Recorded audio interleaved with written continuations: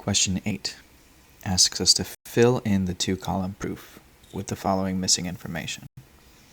We start out with angle E and angle C are right angles, and if I look here, that information is already given. So the answer for the first reason would be given.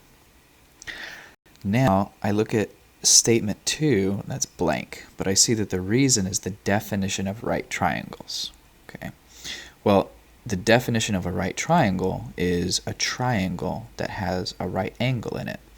So if I look at the picture, I must be talking about these two triangles that have right angles in them. So I would say triangle ADE is and triangle BCD are, and there's not enough room here really to write it, but right triangles. We'll abbreviate with the little triangle symbol. Okay. And we look at statement 3. Point D is the midpoint of EC. If I go back here, that information is also given to me. So that would be my reason.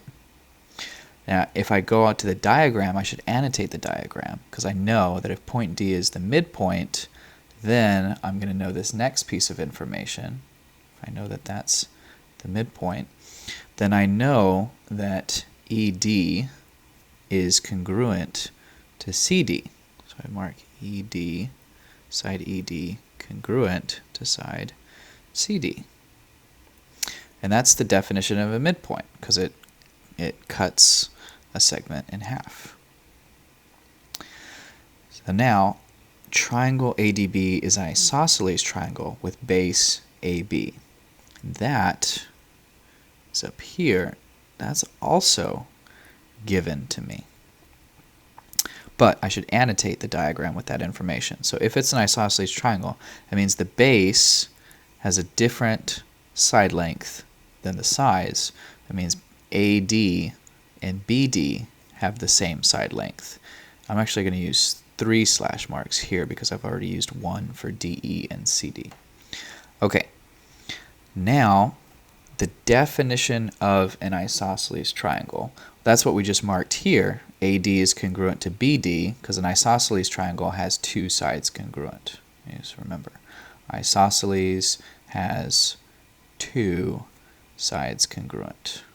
Exactly 2 sides congruent, or only 2 sides congruent. Okay? So we say that side AD is congruent to side BD. Okay? That's the definition of isosceles triangle. And then our final step, our goal was to prove AED congruent to BCD. So now, what 2 pieces of information do we have? Well, I have here a hypotenuse, and I have here a leg. So by hypotenuse leg congruence theorem, I can prove this statement, which I just rewrite down as my last statement, because that's our end goal. Triangle AED congruent to triangle BCD. Okay, so 2 things to remember about proofs is 1, start with what you're given, and 2, end with what you need to prove. Okay, so that will help you with some of the initial reasons in your final statement.